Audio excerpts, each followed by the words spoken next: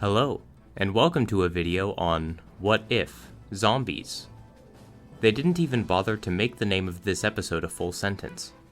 Anyway, if you've been watching up to this point, you know the deal. Otherwise, go check out the intro to episode 1, and let's just jump right into it. We see Hulk flying through space in the Bifrost and crashing through the New York Sanctum, like in Infinity War, and he says, "Thanos is coming. He's coming." But gets no answer, because no one is there. The only reason he said that in Infinity War was because Strange and Wong walked up to him beforehand. He wouldn't just say it to an empty room. Anyway, he gets some clothes, then walks outside to see Ebony Maw and Cole Obsidian beam in, and tries to Hulk out, but like in Infinity War, it doesn't work. As Ebony Maw is giving his speech, a small portal opens up behind his head, and Iron Man's hand comes out of it and shoots him. Just like in episode 2, he should be more perceptive of this.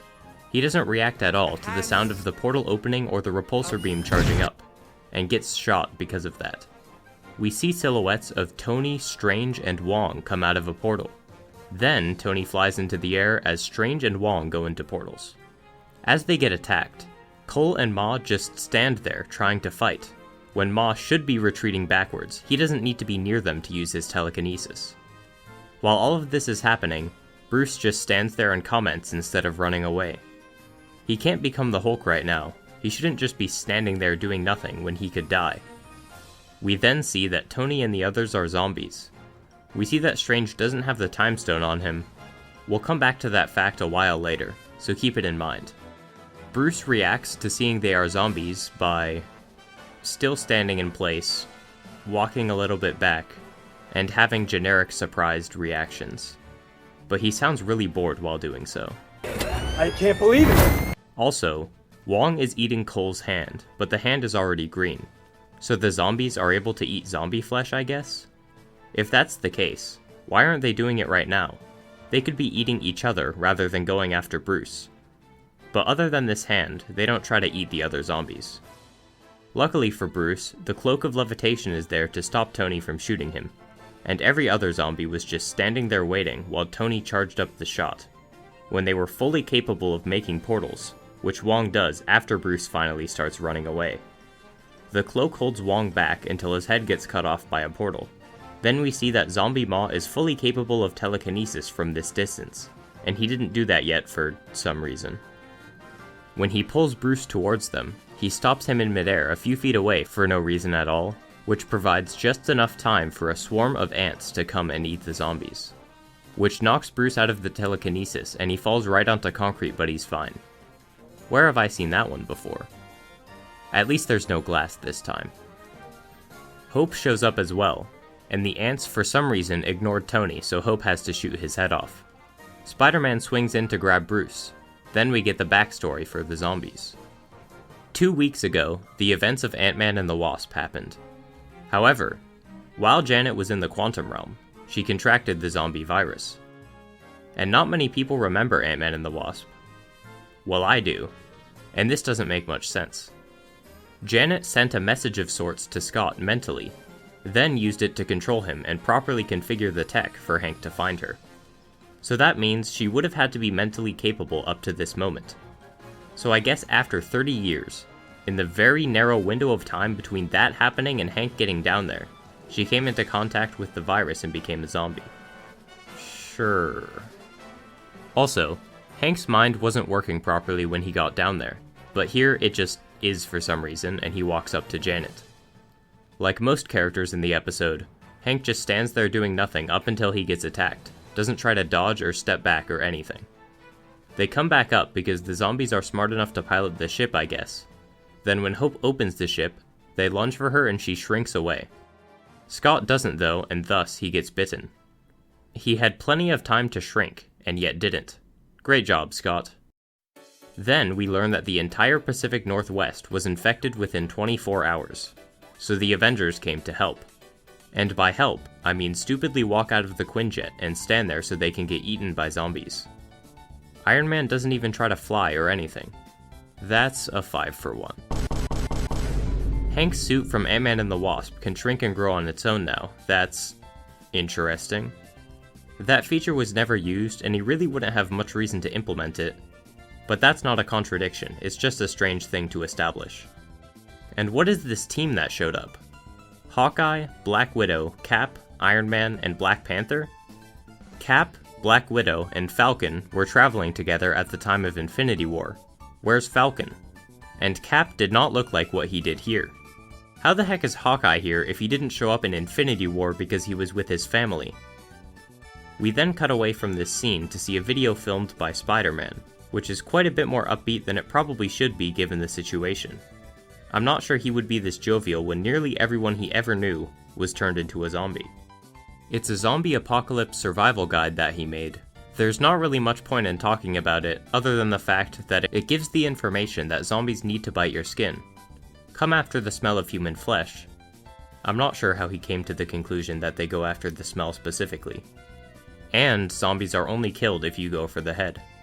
This was being shown to Bruce, who then meets Okoye, who is here because T'Challa went missing, and says that they got a message. We then see their base, which is just a bunch of subway cars suspended high up by webs. But there are zombies with portals and an Iron Man suit, and other similar things we'll see later. And the zombies are fairly intelligent, so I don't know how those zombies haven't come after the base yet. The message is from another survivor camp, who claim to have made progress on a cure, but the beacon's location was corrupted in transit. We have no idea where it came from. But luckily, Bruce is there to clarify. Well, it looks to me like your message is in nonlinear hexacode. Which is not a thing. It's more gibberish to sound science-y. Hexacode is by definition linear, but whatever, they just made Bruce say random words. After saying this, the screen doesn't change, and yet Bucky asks, That location look familiar, Agent Carter? So I guess they just speak math, and Bruce saying it's nonlinear hexacode meant they could all of a sudden interpret what it means. She does know now, and says it's a SHIELD base in New Jersey, called Camp Lehigh, so they decide to go there. On their way to Grand Central Station, Happy is driving and just doesn't see or hear the zombie that is much bigger than they are, so he kills it by growing the car back up to full size. Okoye starts ordering them to split up, but Peter says, Splitting up? Do you guys just not have horror movies in Wakanda? So she responds with, We don't need them. We have American reality shows. And so because she roasted them, they follow her orders, when she didn't at all address Peter's concern about them splitting up, and he doesn't follow up, he just leaves. While Peter, Hope, Kurt, and Bruce try to start the train, and the rest stay back to guard the area, we see Falcon's shadow near Okoye and Bucky. Peter decides to use his webs to slingshot the train to jumpstart it. Then we cut to Happy and Sharon. A flock of bats flies by, so Happy starts shooting, saying, because comedy. Then he gets shot by an arrow and pulled backwards, shooting and saying blam more times as he gets pulled away. While Sharon is telling the rest of them about this, she just stayed in place, didn't try to hide or run at all for some reason. So she gets shot by an arrow. Zombie Hawkeye walks out, Falcon bursts through the window by Okoye and Bucky, then Happy shows up as well.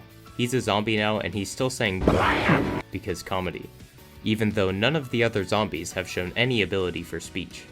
Okoye jumps onto Falcon, when he could just fly up then drop her and she would die.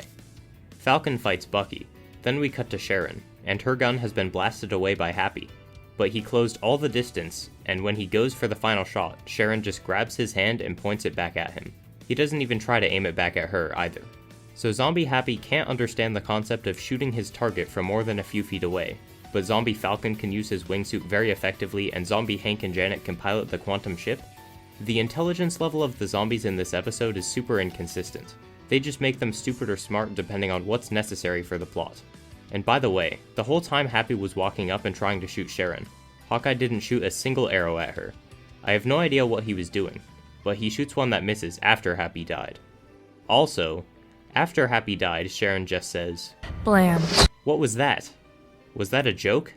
Why would anyone ever say that at that moment? The blam thing is such a terrible joke, and now it doesn't even work in the context the joke happened in. Then we go back to Bucky, Falcon, and Okoye, where Bucky is on the ground, and the next shot looks like Falcon is on top of him about to eat him. Then Okoye flies in out of nowhere to cut Falcon in half, and we see that he was actually in midair. So Okoye just jumped either a really far distance or very high, Either way, that wasn't possible. And Bucky was just stupidly laying there while Falcon is far above him, and he has time to get up and get out of the way. I'm just gonna play that entire clip, because the editing is bizarre.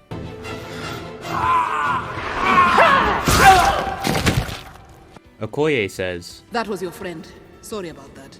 so Bucky responds with the most baffling line. I should be sad, but I'm not. They're just doing my job for me at this point, I guess. We cut back to Sharon, and she had enough time to get the Iron Man glove off of Happy's hand, while Clint was just doing nothing. Then he finally shoots an explosive arrow. And this whole time, Sharon showed no concern or attempt to not get shot. I guess she knew how much plot armor she had. The rest of the zombies in the background never moved either. Don't know what's taking them so long to just go after Sharon. Peter is holding his webs, preparing to launch the train. Then zombies come up behind him. But the cape comes in with incredibly convenient timing. No idea why it didn't just follow this group in the first place and stay with them if it likes them so much. A zombie breaks into the train, so Wasp goes out and shoots a bunch of zombies, which for some reason stops them from going after Kurt and Bruce, or just entering any other part of the train, when she's flying around all over the place and not just killing the ones closest to the train. When Bucky, Sharon, and Okoye come, I guess Sharon somehow got away from Hawkeye and that horde of other zombies.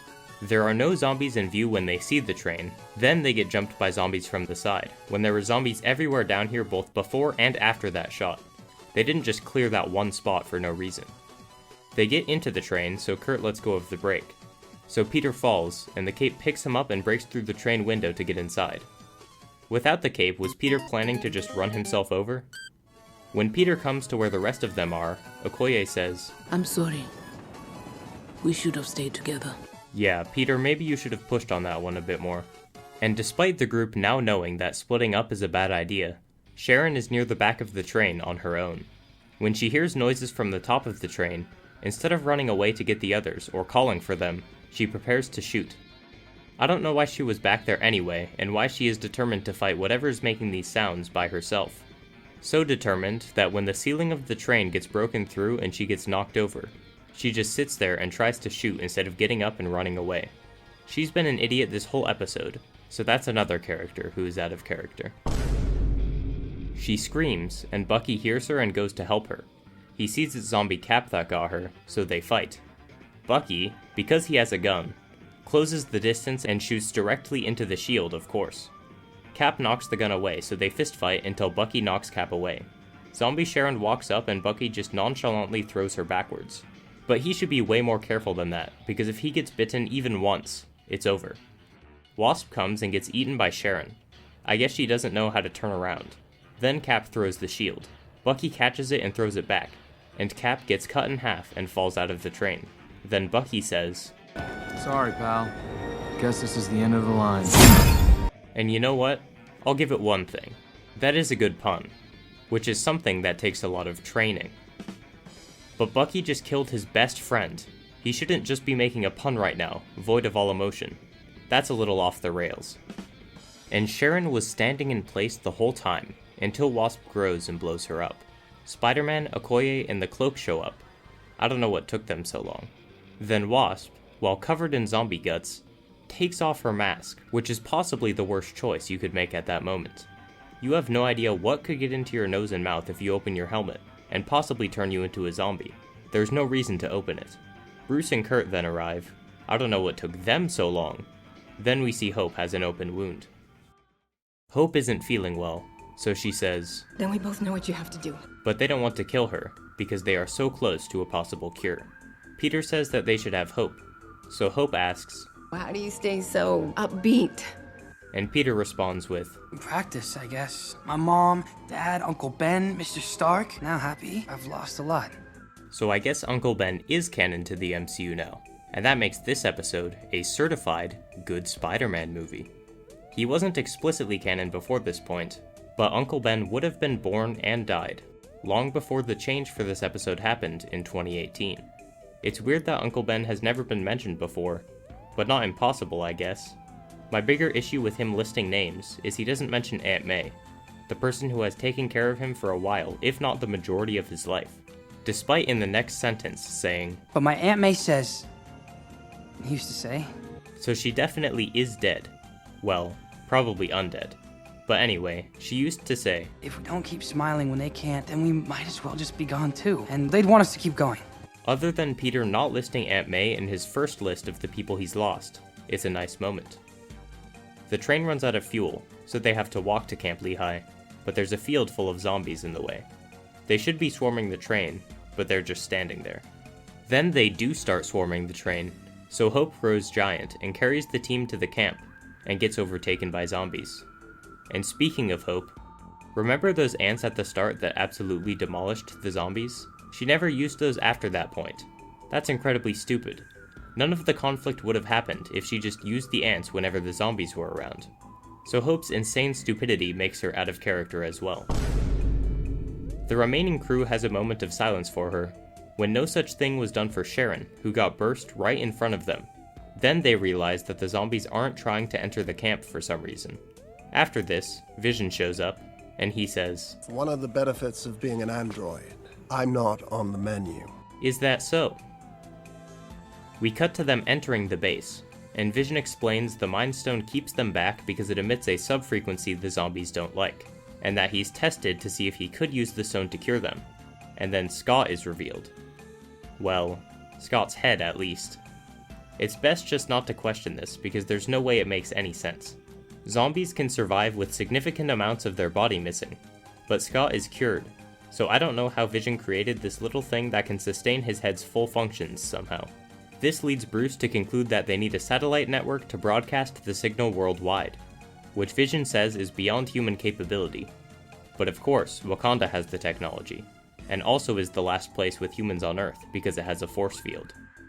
Bucky leaves to search the base, despite Vision, as Bucky leaves, saying, Sergeant Barnes, you will not find what you're looking for.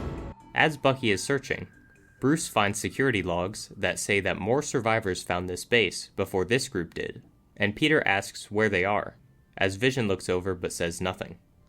Are cryptography experts that common that multiple groups could decode the message that were close enough to reach this base? Bucky finds a zombie Scarlet Witch behind some glass, then finds T'Challa, who tells him they need to run. They get back up and tell the others that this base is a trap, and after they get angry from hearing this and realizing that he is luring people here to be food for Wanda, Vision says, Your anger is predictable. So why didn't he make any effort to conceal this? He also says, I can assure you my actions, though unsavory, were nevertheless born of logic. which is a line we'll come back to. Peter asks why Vision doesn't cure Wanda, so he says, Her powers are too strong. They've resisted the treatment. so all he can do is contain her. Okoye asks why he doesn't eliminate her, so he says, I couldn't. which prompts Bruce to say, You lured innocent people to their deaths, all in the name of love? and Vision says, I still cannot entirely fathom what I have done. we'll get to him later. Okoye prepares to stab him with her spear. Then everything rumbles and Vision says that they awoke Wanda, and that, She hasn't eaten in days. why? T'Challa's leg was cut off. Did you cut it off and feed it to her days ago? And he's still alive just sitting there on the table with his leg removed? Or did you cut it off more recently and just not feed it to Wanda?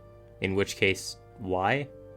If her not having eaten in days is such a bad thing, and you were already set on using T'Challa to feed her, why haven't you fed her more recently? Why is T'Challa still here anyway if he was saved 2 weeks ago like he explains? Well anyway, she busts the door open, pulls Kurt to her, but then comes out 5 seconds later. If she was hungry, why didn't she spend more time eating him? Also, since Vision emits a sub-frequency that the zombies don't like, shouldn't Wanda have been trying to get outside the radius that the other zombies are waiting past instead of staying here for this long? Bucky shoots at her 5 times, then Wanda pulls up a door to shield herself. Then all of a sudden, a barrage of bullets hit the door. Where did all of those bullets come from? And how did the door block bullets he shot a few seconds ago? I guess they were really slow bullets or something. Scott almost falls but gets saved by the cloak. Then Peter swings in to web her, and it works? She can react to bullets, but not to webs, I guess. Okoye throws her spear at the webbed up Wanda. Then Wanda breaks out, and we see Okoye holding her spear again. That doesn't make any sense. Vision breaks the building open so they can all escape, but Okoye gets grabbed and pulled back in. No idea why Wanda didn't grab anybody earlier than this. Vision lasers around the building and that causes it to fall into the ground, even though that doesn't make any sense. Then tells the others to get to the jet in the hangar. But he isn't coming back because I must atone for what I have done. But I cannot bring myself to leave her. Then pulls the Mind Stone out of his head, which allows the zombies to come near at this point. With Vision out of the episode, now would be a good time to talk about him. Normally, I would have a One Marvelous Scene segment here, but Vision isn't exactly a character that fits that.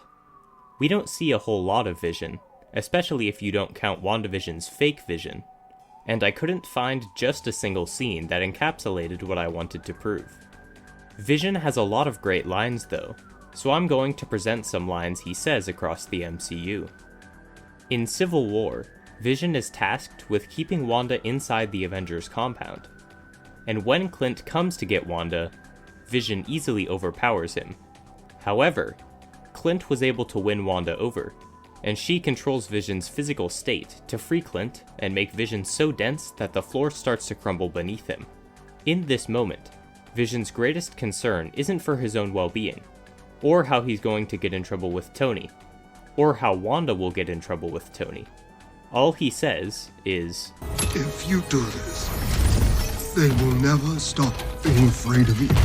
Wanda, especially after failing in Lagos, has become someone that the world fears.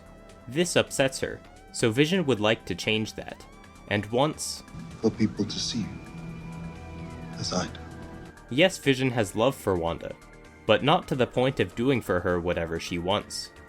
She decides that she should leave once Clint convinces her, but Vision has the greater good for her and the world in mind, which is why he presents his own concern that Wanda shares, and that the world won't stop being afraid of her. So, Vision cares for Wanda's reputation above her immediate interests. He doesn't want people to be afraid of her. You know what will make people afraid of her? If a zombie version of her with near unstoppable powers is alive and feeding on innocent people. I mean, it's not a one-to-one comparison, but come on, this is not Wanda. Zombie Wanda has no personality or love for Vision, or for anyone for that matter. She's essentially a corpse being paraded around by a parasite. Surely Vision would be willing to put her down, because this soulless husk does nothing but cause fear. I admit the situation isn't fully comparable, so here's some more clear-cut ones. I am on the side of life. We don't trade lies, Captain. Feeding innocent people to zombie Wanda doesn't exactly fit either of those things. But okay, maybe keeping zombie Wanda alive supersedes all of his principles. It shouldn't, because he says his actions were purely born out of logic. But even if it did, we have the true kicker with this great line. But a thing isn't beautiful because it lasts. It's really ironic when you look at it. A thing isn't beautiful because it lasts. Yet the character who said that keeps zombie Wanda alive, just so that Wanda could last in a meaningless, not at all beautiful way. And that's a line the MCU should take to heart as well at this point. So, keeping zombie Wanda alive by killing innocent people is directly contrary to Vision's character. And nothing else he does makes any sense either. He terribly keeps the secret of what he's doing, leaving fully accessible logs he has no reason to even keep that reveal past groups responded to his signals, and barely attempting to stop Bucky when he goes searching around the compound and finds Wanda, leading this group to discover both. He knows the complications that will arise if they do, and thus should make more of an effort to conceal what he is doing. And if he wants to lead people here to this base, why encrypt his message with non-linear hexacode, whatever that means? If people find the message but don't know what non-linear hexacode is, then they just won't be able to come here, and he has no reason to gatekeep non-cryptographers from becoming Wanda's next snack. Why is he luring groups of people here anyway, instead of just grabbing zombies from the horde that lies outside the base, curing them, then feeding them to Wanda? Also, if the zombies don't like being close to the Mind Stone because of the sub-frequency, why is he forcing Wanda to stay locked up within the radius of the stone? He's just causing her constant discomfort, if not pain, for no reason. He should be keeping her somewhere far from himself when he's not feeding her. And the final action he takes is supposedly atoning for what he has done. But I don't know why it took until now for him to realize that killing innocent people to feed zombie Wanda was a bad thing. And choosing to kill himself now is a strange way to atone for his actions instead of helping the survivors cure the world. He could be a great help. Instead, he rips the stone out of his head for no reason, letting the zombies come near our group. According to him, it's because he can't bring himself to leave Wanda. But his corpse, which doesn't contain his consciousness, being near Wanda, doesn't mean anything. He's not experiencing being near Wanda, because he isn't experiencing anything at all. He's dead. Perhaps the satellite idea would successfully cure zombie Wanda, and he would get to be with real Wanda again instead. He should help the others because of that possibility, and also because he is on the side of life, and should want to help cure the zombie apocalypse. Vision in this episode sucks. Another assassination by proxy. Anyway, Bucky starts shooting at Wanda and tells the others to run, when they really should be trying to use the stone because it works as zombie repellent. Normal people can't use the stone safely, but nobody here should know that, with the exception of maybe Bruce, who could turn into a Hulk and would be fine. Although it's unclear if Bruce even knows that the Mind Stone wouldn't be safely usable firsthand, unless you're part god like Peter Quill. Wanda throws Bucky away, which is strange considering she could eat him right now or save him here for food later. The rest of them run to the ship, and Bruce tells them to leave without him, so he can run into the horde of zombies to buy them time. He finally hulks out as T'Challa, Peter, and Scott fly away, and T'Challa doesn't steer around Hope for some reason. We cut to them flying across the ocean, and Peter says, Last year, Mr. Stark asked me to join the Avengers. Which is incorrect. Homecoming takes place within the same year as Civil War, just 2 months later, and Scott's house arrest lasts 2 years. Are my 2 years up already? And ends 2 weeks before the events of the episode. Thus, Stark asked Peter to join the Avengers in 2016, despite Homecoming's 2017 release date. Which is probably what got the writers confused, and Infinity War takes place in 2018 as we know, which would make Tony asking Peter 2 years ago at this point. The Watcher then says, Even in the darkest of times, humans will give all to save their planet. Which is a pretty obvious thing to point out because, you know, they're some of the idiots who live on it. But whatever. We then see zombie Thanos with 5 of the 6 stones. Remember how Strange didn't have the stone at the start, yet Thanos still had sent Obsidian and Ma to retrieve it, so Thanos didn't have it either? Somehow Thanos got it here. No idea how that happened. And Thanos being a zombie when he had at least 4 stones at the time? He could make himself immaterial, teleport away, kill all the zombies in the area with the Power Stone, use the Reality Stone to stop his transformation if he starts becoming a zombie, use the Time Stone to reverse himself, if he had it at the time, and so on. Thanos knows what Earth is like. He will arrive and realize immediately that something is off, and would be able to react to the situation in numerous ways. There's no way he would become a zombie. This is absolutely, despite the short screen time he has, character assassination, that he would have this amount of brain damage to allow this to happen with the stones that he has. And with that, the episode is over. The characters in this episode sucked. Basically every character was uncharacteristically stupid, adding 1, 2, 3, 4, 5, 6, 7, 8 characters to the out of character count. And even that's being generous, because other characters like Bruce were quite dumb at points as well. And there was a lot of out of place and sometimes out of character comedy. Vision is absolutely assassinated with his morally reprehensible actions that he would never do, nonsense motivations for some of his actions, and just plain stupidity. It might be a stretch to call Thanos assassinated, but I'm sticking with it, because there's no way he would be stupid enough to get bitten by a zombie with the power he has. If the zombies could even break his flesh with their teeth, which is unlikely as well. Other than those characters, everyone has barely anything except for Peter Parker, who has some neat stuff but overall is a mixed bag. This episode barely has a plot, but what it has is falling apart as well. The intelligence of the zombies is extremely inconsistent. They just kind of do whatever. They use advanced technology and magic, so seemingly they have some level of intelligence. But they're also stupid, whenever being smart would result in the heroes dying when they don't want that to happen. Their motivation isn't clear either. They seem to not need to eat, because if they did, a bunch of them would be starved by now, but they still want to eat. What's unclear is whether their goal is to get flesh to eat personally, or just to spread the virus through eating people. Because certain zombies with long-range weapons will attack humans to give other zombies a chance to eat. Why would they do that if they personally want to eat? But they're not coordinated enough for their motivation to just be to spread the virus. For example, zombies dogpiling one person when only one zombie is necessary to spread the virus, and the rest should be going after the people who aren't being chased yet. Janet catching the virus in the very short period of time between her typing the correct code and being found by Hank is extremely contrived, and the fights all suck. It's all terrible, and it's just a bunch of nonsense events strung together. 2 out of 10. This episode is awful, as usual. This was quite a short video, I know. Not because this episode is any better than the previous ones. The problems are still all terrible. It's just that nothing really happens in this episode. With how many characters are damaged and assassinated, which is higher than any previous episode, and the plot being as bad as it is, especially in regards to the zombies, I'm going to have to place it at the second lowest so far. That's all for today, and I'll see you next time with... not What If. I've made a lot of videos on episodes of What If in a row, so I've decided to start my next series a little early, just to mix it up a bit. I will reach the end of What If, but I just wanted to start alternating with my next series that I wanted to do. So, what series will that be?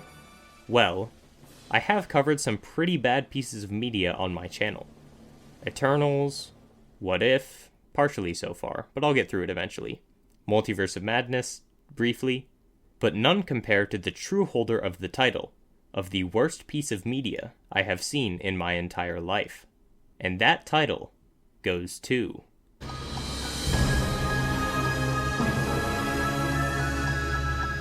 Why, you might ask? Well, only time will tell. And as always, thanks for watching.